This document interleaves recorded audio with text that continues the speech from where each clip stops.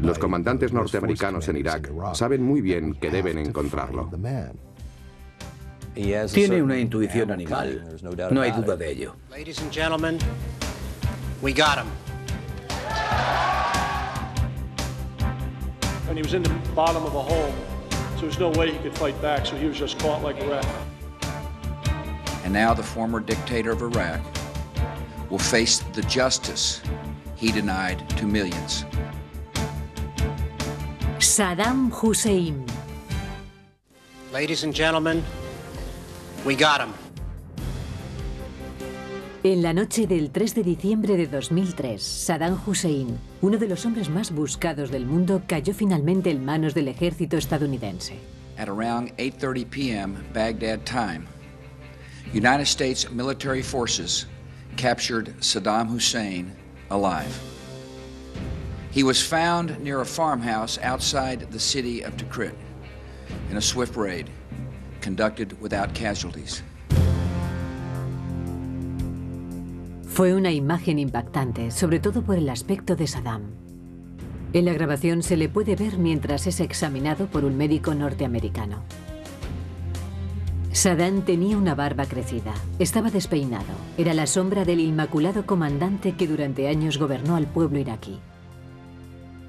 Lo encontraron literalmente oculto en un agujero, a no muchos metros de uno de los opulentos palacios en los que vivía cuando estaba en el poder. El antiguo dictador se rindió sin ofrecer resistencia. He was just very much bewildered, and then he was taken away. There was no resistance of any sort. Cuando se propagó la noticia de que Saddam había sido apresado, hubo manifestaciones de alegría en las calles de Bagdad.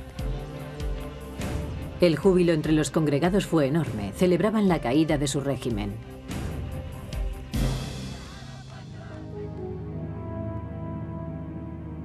Saddam, obsesionado con su legado, le dijo en una ocasión a su biógrafo oficial que no estaba interesado en lo que la gente opinara de él ahora, sino en lo que dijera dentro de 500 años. Pero la historia no la escribirá su biógrafo. En el Salón de la Fama de los Déspotas, Saddam Hussein ocupará un lugar preferente. Quizás la visión de él sea diferente de la que quería tener para la posteridad. Saddam Hussein nació aquí, en la cuna de la civilización. Su familia provenía de un pueblo de chozas de adobe llamado Al-Auja, en la antigua Babilonia, en el centro de Irak. La mayoría de sus parientes eran más bien rudos. Se mataban entre ellos y algunos eran ladrones. La mayoría de las familias vivían en la miseria, pero la de Saddam en concreto era una de las más desdichadas. Antes incluso de nacer, su madre trató de matarle y de suicidarse después. Subat Alfa estaba embarazada de 7 meses cuando murió su marido. Uno de sus hijos se enfermó al poco tiempo y también murió. Suba estaba embarazada y decía que no quería al niño. Decía, no me va a traer nada bueno. He perdido a mi marido, he perdido a mi otro hijo. Decía que el niño que llevaba en el vientre quería librarse de sus competidores.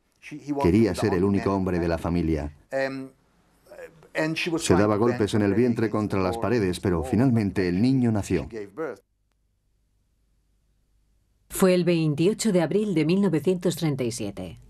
Su madre le llamó Saddam, que en árabe quiere decir el que hace frente.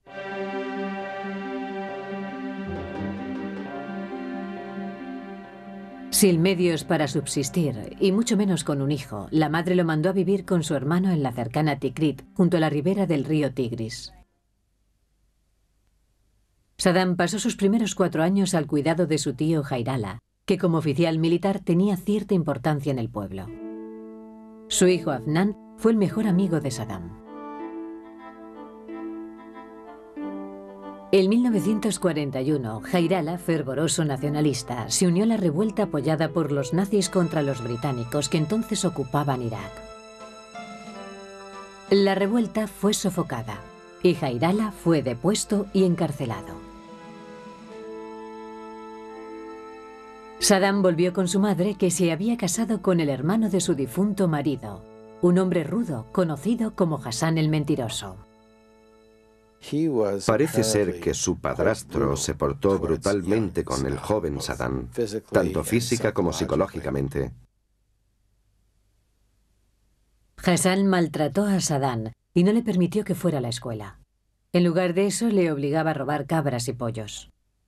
Saddam se hizo famoso porque cuando le cogían, envenenaba o mataba al animal antes de devolverlo. Su infancia fue muy desgraciada. En cualquier sociedad, un niño que nace huérfano lleva una vida difícil. En una sociedad tradicional es incluso más difícil. Tuvo que valerse por sí mismo. Cuando tenía 10 años, Saddam se enteró de que su tío Jairala había salido de la cárcel y una noche se fugó para volver con él. Su tío materno despertó en él la ambición. Le dijo que iba a desempeñar un papel muy importante en la historia de Irak. Le habló de los grandes héroes del país con los que identificaba al joven Saddam. Finalmente permitieron que Saddam fuera a la escuela. Pero mientras vivía con su tío, aprendió algo más que a leer y a escribir. Jairala le regaló a la edad de 10 años algo impropio para su edad, una pistola. También le enseñó a usarla. Ya tenía una pistola cuando estaba en primaria. Amenazaba a sus profesores con ella. Se dice que cuando tenía 10 años, mató a una persona. Cuando investigaba el asesinato, la policía fue a casa del joven Saddam y lo encontró durmiendo profundamente. La pistola estaba todavía caliente debajo de la almohada. En 1956, su tío Jairala llevó a Saddam del primitivo Tikrit a la legendaria Bagdad, a 150 kilómetros de allí.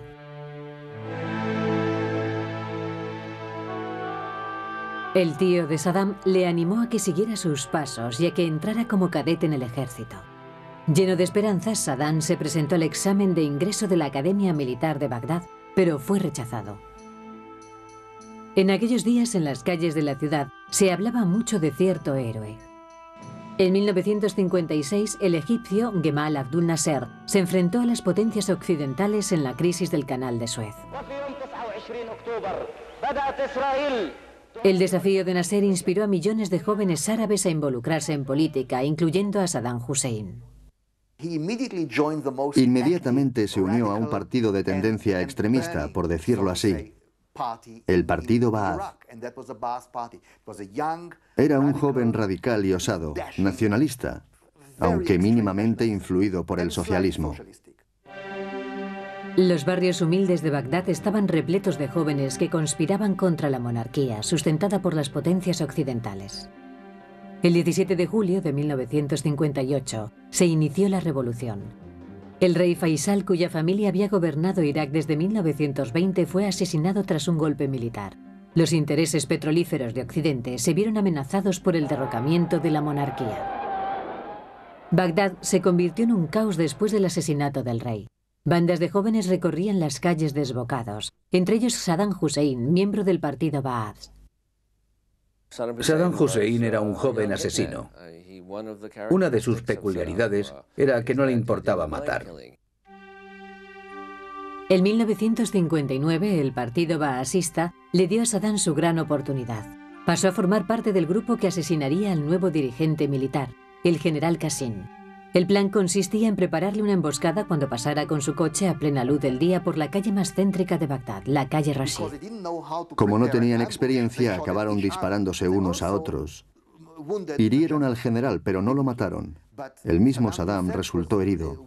Parece ser que por uno de sus propios camaradas. Qassim escapó y más tarde mostró el coche lleno de balazos. La banda se ocultó en una casa cercana y aunque el ataque fue un fracaso, se convirtió pronto en una leyenda que fue reproducida por la televisión.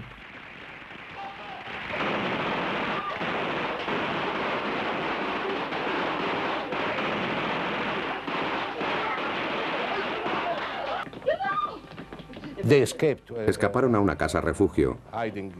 y me llamaron por la mañana.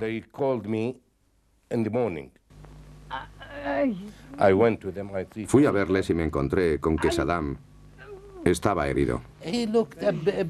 No parecía dolerle mucho. La herida no era grave, pero su rostro tenía mal color. Era el más joven del grupo. Con solo 22 años, Saddam se había convertido en uno de los hombres más buscados de Irak.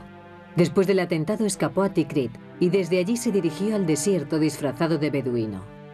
Viajó hasta llegar a otras de las grandes capitales del mundo árabe, El Cairo.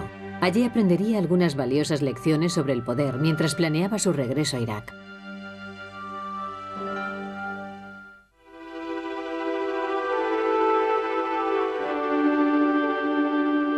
Después de una audaz huida de Irak en 1960, Saddam Hussein había llegado a aquella célebre ciudad. No solamente era la ciudad más cosmopolita del Oriente Medio, sino que allí residía el más carismático líder árabe de entonces, Nasser. Saddam estudió en la Facultad de Derecho de El Cairo durante 3 años, manteniendo numerosos contactos con el partido baasista local, pero anhelaba volver a casa.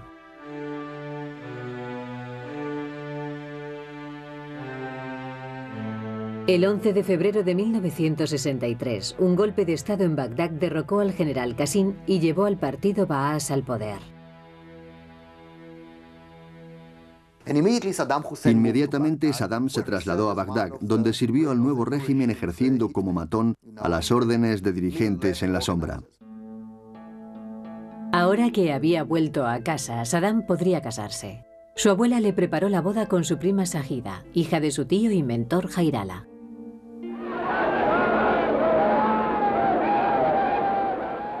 Pero a finales de año, otro golpe de Estado forzó al partido Baas a salir del gobierno.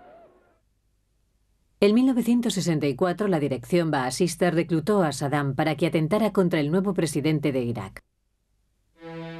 El plan fue descubierto y se dio orden de captura contra Saddam. Esta vez no quiso escapar y tuvo que ir a prisión. En los 2 años que pasó en la cárcel, Saddam planeó el regreso al poder con sus camaradas y estudió el que sería su modelo de conducta.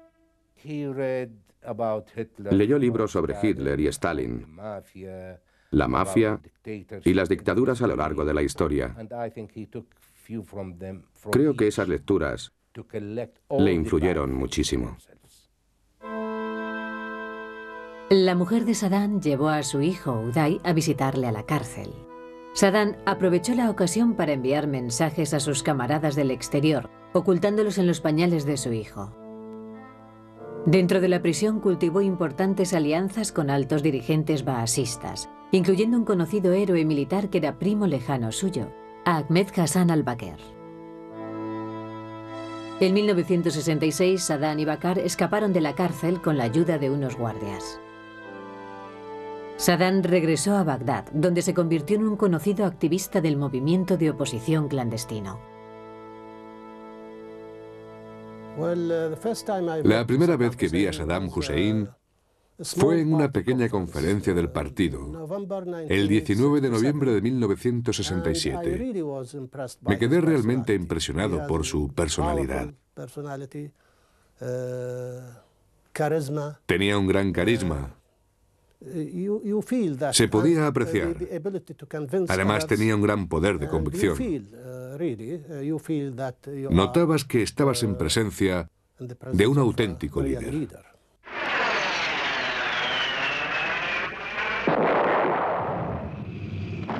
En 1967, 2 décadas de tensión árabe-israelí estallaron, cuando las naciones árabes amenazaron con invadir Israel y ordenaron a las tropas de pacificación de las Naciones Unidas que se marcharan. Israel lanzó un ataque preventivo y destruyó a los desorganizados ejércitos árabes tras 6 días de combates. La espectacular derrota debilitó a los gobiernos árabes. Los enfurecidos ciudadanos acusaron a sus regímenes del descalabro. En Irak, el partido baasista intuyó que era su oportunidad. El 17 de julio de 1968, Saddam ayudó a un grupo de oficiales descontentos a dar un golpe de Estado que devolvería el poder al partido baasista.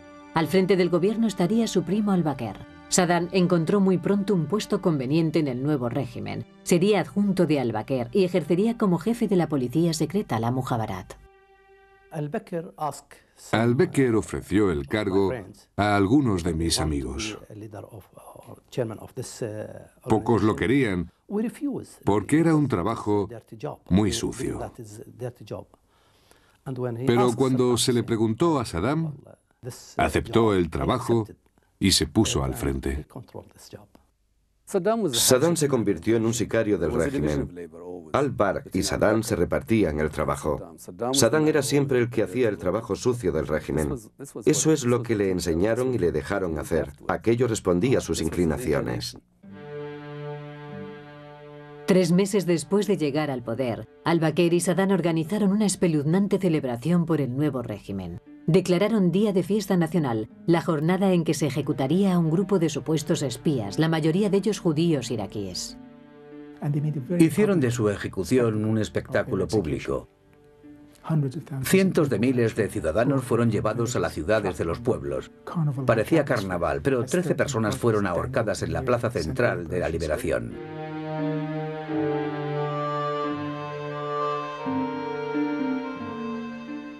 Ese espectáculo fue seguido por otros menos dramáticos y más discretos. Se hicieron muy frecuentes los descubrimientos de supuestas conspiraciones. Se delataba a espías sionistas, espías imperiales, agentes norteamericanos. En pocos meses se creó un frente interno. Nadie pensaba que el régimen actuaría contra ellos. No se lo creían incluso a la hora de morir, no podían creerlo. Los eliminaba antes de que supieran lo que estaba pasando. Aunque Bakr era todavía el presidente nominal, Saddam se estaba convirtiendo en el hombre fuerte. En 1972, Saddam nacionalizó la Iraq Petroleum Company, que controlaba el 15% del petróleo mundial. Utilizó el dinero para financiar un fuerte desarrollo. Modernizó los pueblos y las ciudades y convirtió a Irak en un país del siglo XX. Parte de la mística de Saddam, si queremos llamarla así, es lo que realmente consiguió para el país. Virtualmente llevó la electricidad a todos los poblados de Irak. Construyó carreteras como nadie antes había hecho en Irak. Con la abundancia económica de Irak, Saddam ocupó un puesto en los asuntos internacionales del país. En 1972 negoció un tratado de amistad y armamentos con la Unión Soviética. En 1978, Saddam se puso al frente de la oposición árabe contra los acuerdos de Camp David, el tratado de paz patrocinado por Estados Unidos entre Israel y Egipto. Como consecuencia, Saddam inició su ascenso hacia la cumbre. The president of Iraq, Ahmed Hassan al-Bakr, said he was resigning today because of poor health. He handed over power to the military strongman, General Saddam Hussein, who for some time has been regarded as Iraq's real head of government. Saddam consolidó su poder celebrando una extraña reunión 5 días más tarde. Ordenó que la escena fuera inmortalizada por las cámaras. Estas imágenes poco conocidas muestran a los desconcertados jefes del partido escuchando a Saddam, mientras declara que ha descubierto otra conspiración contra el gobierno y que algunos de los conspiradores están entre los asistentes. Un supuesto informador subió a la tarima y empezó a leer los nombres de los conspiradores. Conforme los iba leyendo, aquellos hombres eran detenidos, uno por la policía secreta. La tensión iba en aumento mientras crecía la lista de los conspiradores. Nadie sabía cuál sería el siguiente nombre. Imaginemos a 250 altos dirigentes de Irak sentados en aquella sala angustiados en silencio, temiendo que su nombre pudiera ser leído en algún momento. Sabían que si era así, serían hombres muertos. Todos los asistentes sudaban, tan solo Saddam parecía estar disfrutando de su exhibición de poder absoluto. Después de terminar la reunión, tanto las imágenes como la historia circularon por Irak, para que todo el país supiera exactamente quién era el que mandaba. Entonces fue cuando se apoderó de Irak una auténtica atmósfera de terror y Saddam fue su inspirador. En cuanto Saddam se hubo asentado firmemente en el poder en Bagdad, se preparó para un nuevo desafío. Su siguiente ambición era ser el indiscutible líder de toda la región del Golfo. El mayor obstáculo, el vecino Irán.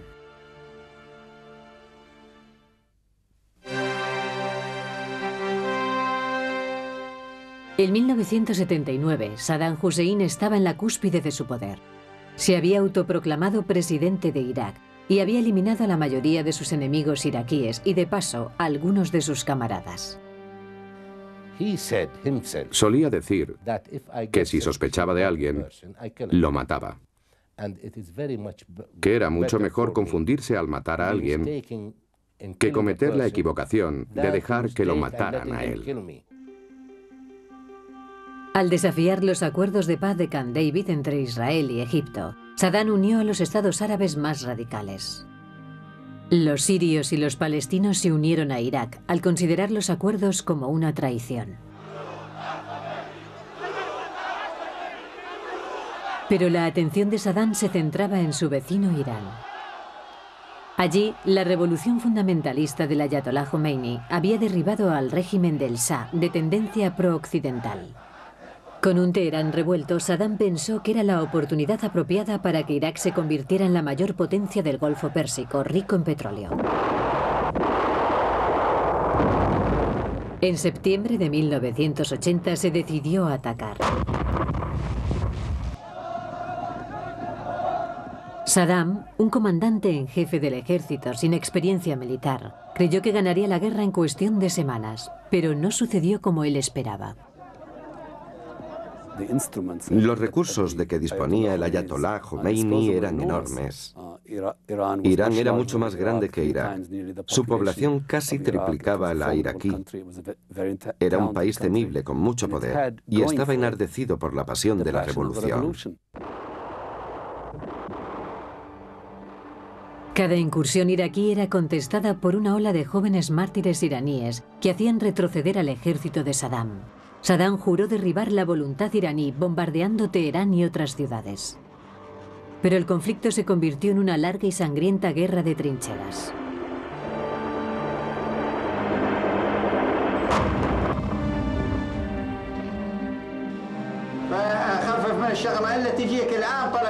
Mientras la guerra terrestre contra Irán se estancaba, Saddam gastaba miles de millones en un programa secreto de desarrollo de armamento nuclear. Creyó que con eso daría un vuelco a la guerra contra Irán y se ganaría el respeto, si no el miedo, del resto del mundo. Pero los israelíes lo tomaron muy en serio y en 1981 realizaron una atrevida incursión aérea sobrevolando centenares de kilómetros de desierto para destruir el reactor nuclear de Saddam en Osirek, cerca de Bagdad.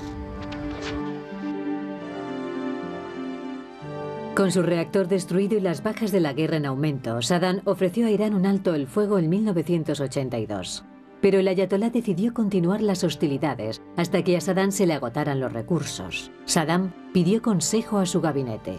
Su ministro de la Salud le sugirió que disminuyera la intensidad de los combates durante cierto tiempo para conseguir así el alto el fuego. Según se cuenta, Saddam castigó su ingenuidad y lo arrestó allí mismo. La mujer del ministro suplicó a Saddam que le devolviera a su marido. Él le prometió que así lo haría. Según creo, fue una de las pocas promesas que cumplió.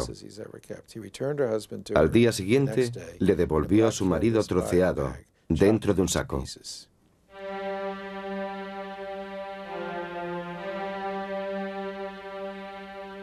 Finalmente, el 20 de abril de 1988, tras 500.000 de bajas por cada bando, los iraníes acordaron el cese de las hostilidades.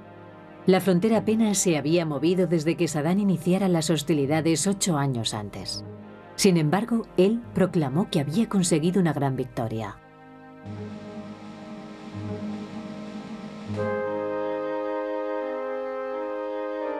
El país era un caos, las calles estaban repletas de desempleados, veteranos del ejército, y el descontento se notaba en toda la nación. Incluso en el mismo seno de su familia existía también el descontento, y hasta la violencia. En 1988, a Saddam, que con frecuencia había difundido su imagen de hombre de familia Se le atribuyó un amante. Su hijo mayor, Uday, ofendido por el insulto a su madre, desahogó su furia contra un amigo íntimo y ayudante de su padre y le golpeó hasta matarlo. Temiendo la ira de Saddam, Uday se tragó un puñado de pastillas para dormir y tuvo que ser llevado al hospital.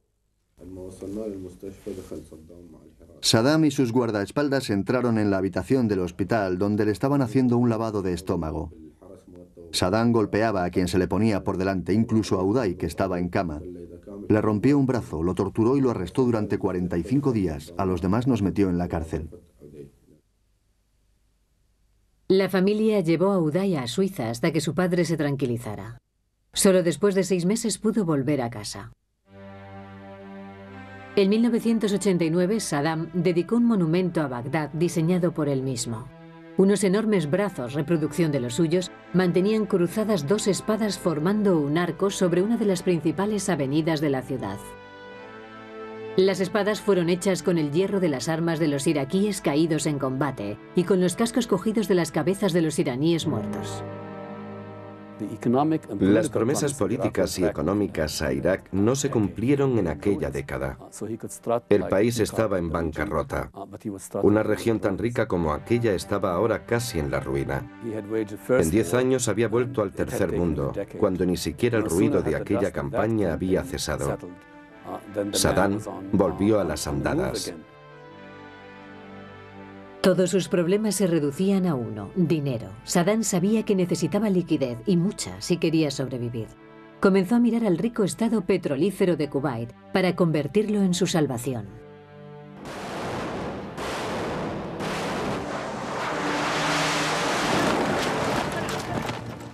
Pero su codicia le llevaría a enfrentarse a todo el mundo.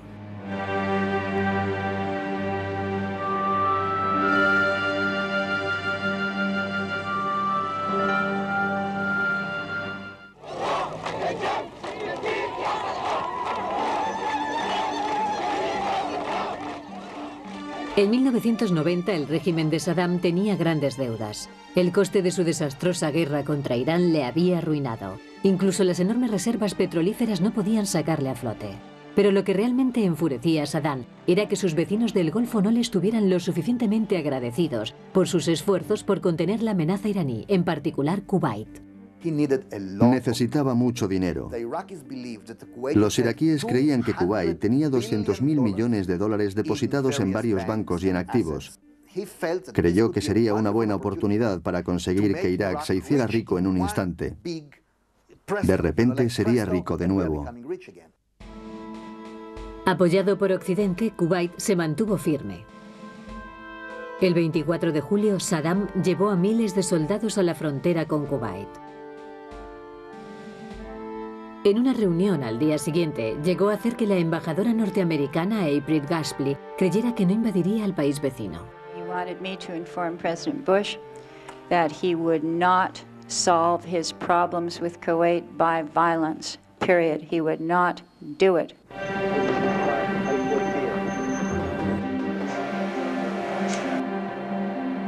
Iraq invaded and took over its tiny neighbor Kuwait today.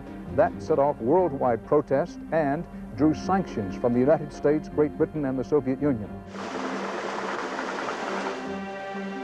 El 2 de agosto de 1990, los ejércitos de Saddam tardaron 6 horas en ocupar el pequeño país. La condena mundial por la invasión cogió a Saddam por sorpresa. Las Naciones Unidas exigieron que se retirara de Kuwait y rápidamente le impusieron un boicot y cuantiosas sanciones. This is not, as Saddam Hussein would have it, the United States against Iraq. It is Iraq against the world. Mientras sus soldados se dedicaban al pillaje en Kuwait, Saddam trató de utilizar la televisión para continuar su ofensiva. Ofreció entonces una serie de extrañas imágenes televisadas a todo el mundo. Are you getting your milk, Stuart? Le preguntó a los ciudadanos de la ocupada Kuwait si se alegraban de verle.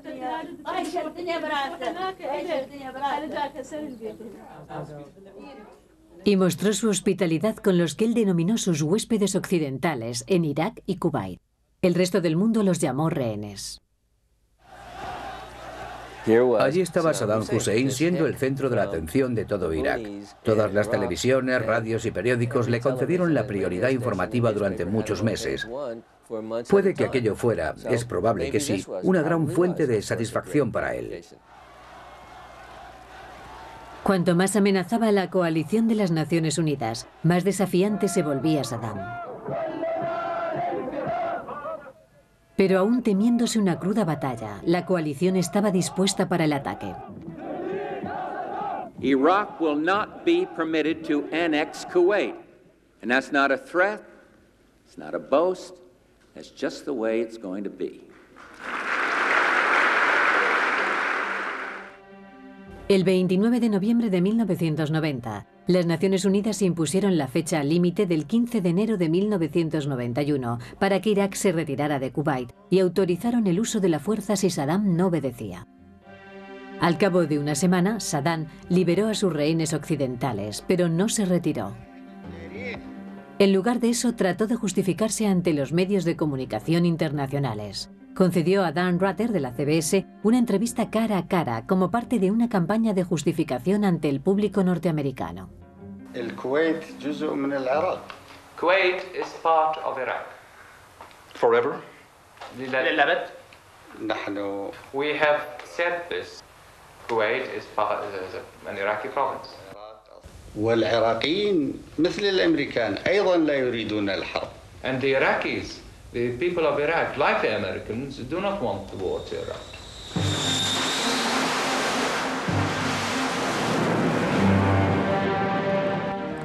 Al otro lado de la frontera con Arabia Saudí, la coalición de las Naciones Unidas reunió la mayor concentración militar desde la guerra de Vietnam.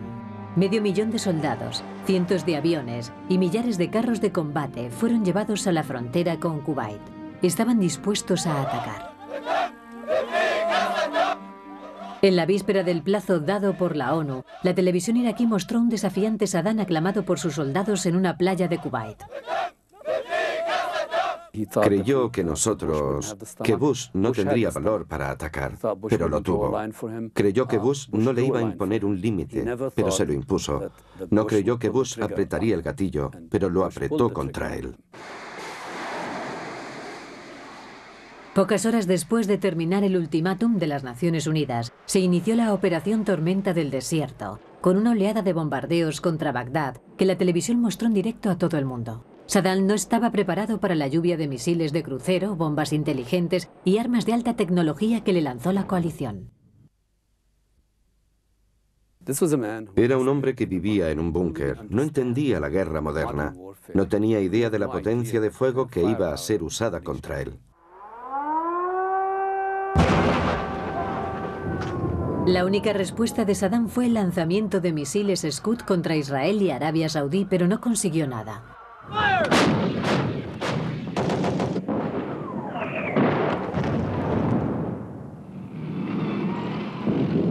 El 24 de febrero, las fuerzas de las Naciones Unidas iniciaron una ofensiva terrestre a gran escala en el Golfo. Como resultado del ataque de las tropas aliadas, los soldados de Saddam huyeron o se rindieron, incluso frente a los periodistas. Saddam destruyó en la retirada lo que no había podido conseguir. Ordenó a sus soldados que quemaran los pozos petrolíferos de Kuwait. Pero muchos resultaron atrapados en las carreteras que les llevaban de vuelta a Irak. Los aviones aliados ametrallaron a las tropas en fuga, matando a millares de soldados en una acción que fue llamada la Autopista de la Muerte.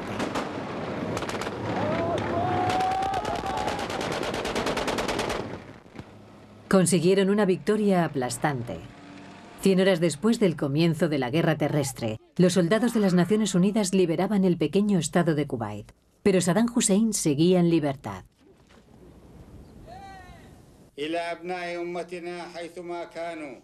Saddam opinaba que los Estados Unidos disponían de tecnología para encontrarle a cualquier hora del día o de la noche.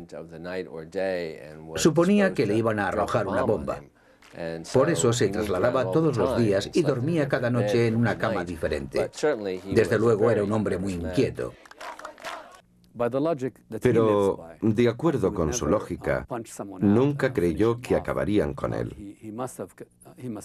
Debería haber pensado que los norteamericanos irían a buscarle. Sin embargo, cuando los generales estadounidenses se reunieron con los iraquíes para aceptar un alto el fuego, el presidente Bush tomó la decisión de que las tropas aliadas no perseguirían a Saddam y a su guardia republicana. Esta decisión sería muy discutida con el paso del tiempo. Saddam Hussein sobrevivía de nuevo e incluso logró ante su pueblo convertir su aplastante derrota en victoria. Había sido vencido, pero no había sido eliminado. Todavía conservaba gran capacidad combativa, como Occidente comprobaría más adelante. En 1991, Saddam Hussein sufrió en la Guerra del Golfo una de las más espectaculares derrotas de la historia moderna. Pero no tenía intención de rendirse. Todavía no se había asentado el polvo de sus soldados en retirada, cuando Hussein estaba de nuevo en guerra, esta vez para conservar el poder. Los rebeldes musulmanes Shiat en el sur de Irak y los kurdos en el norte aprovecharon la debilidad de sus tropas. Pero al cabo de unos meses Saddam había eliminado la amenaza y los había sometido. Saddam continuó con una guerra silenciosa contra el resto del mundo. Se enfrentó al nuevo presidente americano, Bill Clinton, violando los términos del acuerdo de alto el fuego. Saddam quería poner a prueba a Bill Clinton. Quería conocer cómo respondería el nuevo presidente. Era un provocador psicológico. Aquello fue una provocación psicológica. Clinton respondió con una salva de misiles de crucero. Y cuando Saddam apoyó un intento de asesinato del expresidente Bush en una visita a Kuwait, Clinton ordenó que le lanzaran otra nueva salva. Saddam Hussein has shown the world before, with his acts of aggression and his weapons of mass destruction, that he cannot be trusted. Las Naciones Unidas enviaron inspectores a Irak para buscar y destruir grandes arsenales, incluyendo armas químicas y biológicas, incluso un supercañón que podía disparar sus proyectiles a cientos de kilómetros hasta alcanzar Israel. Los inspectores también creían que Saddam todavía seguía desarrollando una bomba nuclear.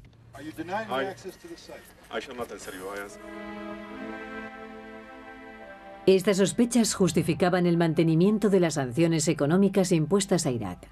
Y aunque el pueblo sufría las consecuencias, a Saddam eso le importaba muy poco.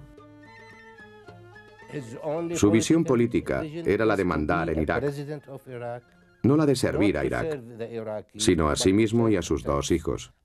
Eso era todo. Si los iraquíes morían o no, eso le traía sin cuidado. Saddam creó una red de contrabando que le permitió conservar su fortuna personal. Vendía petróleo en el mercado negro, al igual que las medicinas que debían ser entregadas a su pueblo. Saddam usó los beneficios para construir suntuosos palacios presidenciales para sí mismo. Mientras su nación moría de hambre, cientos de miles de iraquíes perecieron. Cualquier intento de oposición era silenciado rápida y brutalmente. La eficacia de las fuerzas de seguridad de Saddam protegía su supervivencia política, eliminando cualquier riesgo, no importaba lo remoto que fuera. Desde que Saddam llegó al poder en el año 1979, mató como mínimo a 1000 personas al mes. Como poco.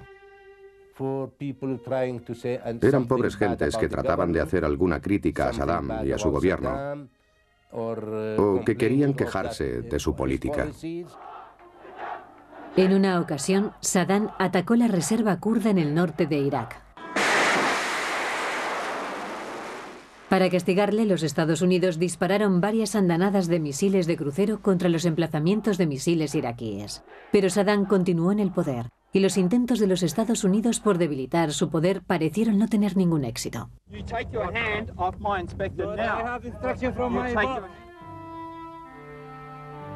A pesar de todos los esfuerzos de los inspectores de las Naciones Unidas, no consiguieron averiguar la magnitud del arsenal de Saddam.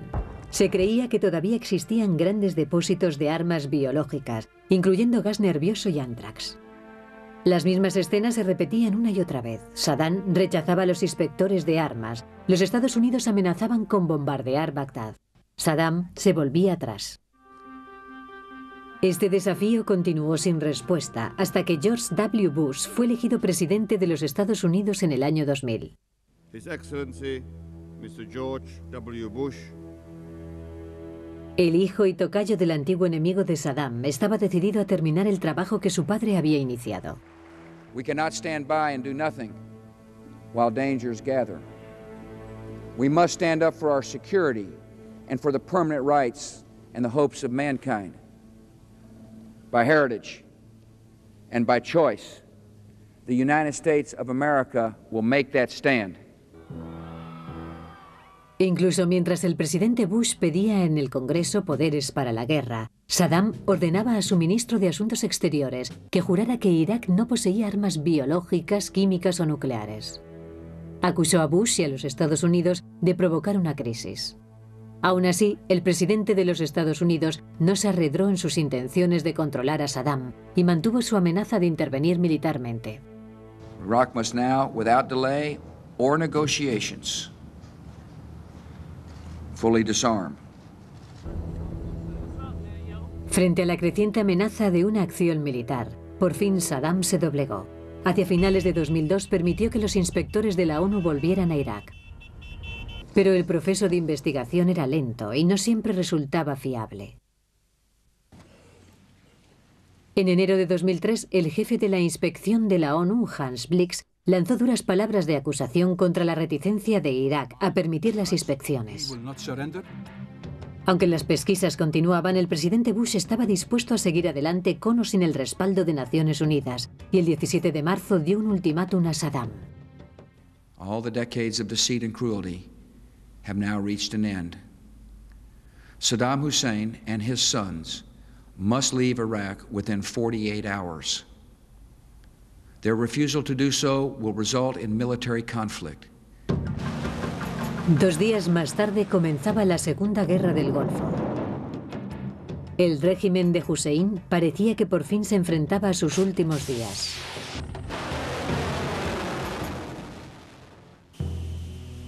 El 20 de marzo de 2003, unas horas antes del ultimátum de los Estados Unidos a Saddam Hussein, el presidente Bush recibió una noticia sorprendente. Un agente iraquí había traicionado a Saddam y la inteligencia norteamericana conocía el lugar exacto donde iba a pasar la noche. Solo hay unas pocas personas que conozcan a Saddam Hussein, que conozcan su mundo. Eso significaba que los norteamericanos habían penetrado una de las zonas más inaccesibles de Irak. El presidente Bush ordenó incursiones aéreas contra el búnker de Saddam al sur de Bagdad. Al cabo de unas horas, docenas de misiles de crucero y 4 bombas de 900 kilos cayeron sobre el objetivo.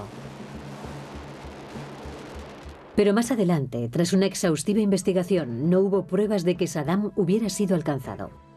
Tiene una intuición animal, no hay duda de ello. Ha sobrevivido a varios atentados. Saddam escapó de al menos 2 atentados directos del ejército estadounidense. Pero sus fuerzas militares no podían compararse con las de la coalición. A las 3 semanas de empezar la guerra, los carros de combate entraron en Bagdad. El 9 de abril cayó la ciudad junto con docenas de estatuas de Saddam Hussein. Su siniestro mandato había llegado al final. ¿Pero qué era de él? I don't know the whereabouts of Saddam Hussein. I don't know if he's dead or alive. I do know he's no longer in power. La búsqueda de Saddam y de sus hijos Uday y Qusay se intensificó. Eran los iraquíes más buscados.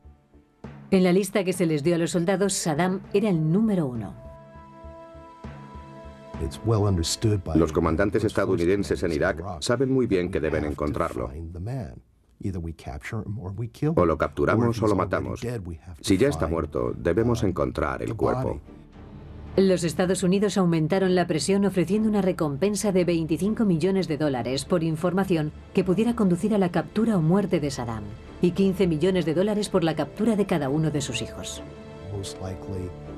Si Saddam era apresado o hallado muerto, se debería más probablemente no a los esfuerzos de la inteligencia o de la investigación, sino a que alguien vendría y nos diría dónde se encontraba. Eso es exactamente lo que condujo a las fuerzas norteamericanas hasta Uday y Qusay.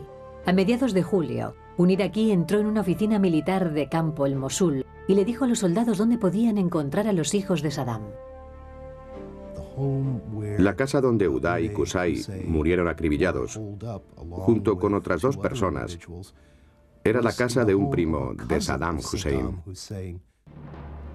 A la mañana siguiente, las fuerzas norteamericanas asaltaron la villa e inmediatamente les respondieron con fuego, hiriendo a 4 soldados. Pidieron refuerzos y a continuación se desarrolló un fuego cruzado que se prolongó 4 horas. Pelearon con dureza. Tenían mucha munición y varios AK-47. El edificio era inaccesible. Cuando cesó el fuego, encontraron 4 cadáveres en la casa: Uday, Qusay, un guardaespaldas y el hijo de 14 años de Qusay, Mustafa. El círculo en torno a Saddam se iba haciendo cada vez más pequeño. Sin embargo, el depuesto dictador seguía libre. Pasaron los meses sin que los millones de la recompensa ayudaran a capturarle. Siempre conseguía evadir a sus perseguidores, pero estos no habían perdido las esperanzas. Se trata de un hombre que se esconde entre las ruinas de su país y se ha puesto precio a su cabeza. Un ejército entero anda tras él. Una fuerza conjunta con toda clase de comandos y personal de inteligencia le busca sin descanso. Apostaría gran parte de mi dinero a que lo capturamos. Mientras tanto, los soldados norteamericanos sufrían ataques a diario y se perpetraban acciones terroristas esporádicas que causaban estragos entre las tropas de la coalición. Algunos se preguntaban si Saddam estaría tras esa campaña de violencia. Se decía que se trasladaba con frecuencia de un refugio a otro, protegido por algunos leales de su Tikrit natal. Se creía que nunca permanecía en un lugar más que unas pocas horas, frustrando así a sus perseguidores. Parecía que la tierra se lo había tragado. What we realized early on in the summer is that we believed the people we had to get to were the mid-level individuals, his bodyguards and other people. And so we tried to work through family and tribal ties that might have been close to Saddam Hussein. Un hombre que había sido detenido por las fuerzas norteamericanas les dijo que fueran al pueblo de Adbar, a 15 kilómetros de Tikrit. It just takes finding the right person who will give you a good idea where he might be. And that's what happened. El 13 de diciembre, a las 8:30 de la tarde, hora de Bagdad, 600 soldados estadounidenses llegaron a una pequeña granja de Adbar en una operación que se llamó Alba Roja. En la finca había una cabaña de barro. En el interior, en el suelo, había un colchón de espuma a manera de contrapuerta y una alfombra. Debajo se abría un estrecho agujero de 2,5 metros de profundidad. En el pequeño espacio que había debajo se encontraba el antiguo dictador de Irak, Saddam Hussein. And he was in the bottom of a hole, so there's no way he could fight back, so he was just caught like a rat. Saddam tenía una pistola y 2 AK-47, pero no ofreció resistencia a los soldados y no hubo heridos en la acción. El tirano capturado tenía en su poder $750.000 que ahora no le servirían para nada. Fue llevado a un lugar secreto para ser identificado. Algunas cicatrices, un tatuaje y el ADN convencieron a las autoridades norteamericanas de que habían capturado a la persona buscada. Ladies and gentlemen, we got him. Algunos iraquíes presentes en la rueda de prensa estallaron en gritos de júbilo diciendo muerte a Saddam. Las calles de Bagdad se llenaron de personas que disparaban sus rifles para celebrarlo. El presidente Bush ofreció una respuesta más comedida. In the history of Iraq, a dark and painful era is over. A hopeful day has arrived. All Iraqis can now come together and reject violence and build a new Iraq. Resultaba difícil creer que el hombre que había aterrorizado a Irak durante 30 años estuviera ahora a merced de sus captores. La arrogancia que había caracterizado a este personaje iba a ser sometida a prueba. He was a tired man, and also I think a man resigned to his fate. Lo que la suerte le deparará a Saddam está aún por ver. Pero una cosa está clara. El pueblo de Irak no tendrá que preguntarse más si Saddam volverá a gobernarlo. Su larga etapa en el poder ha terminado.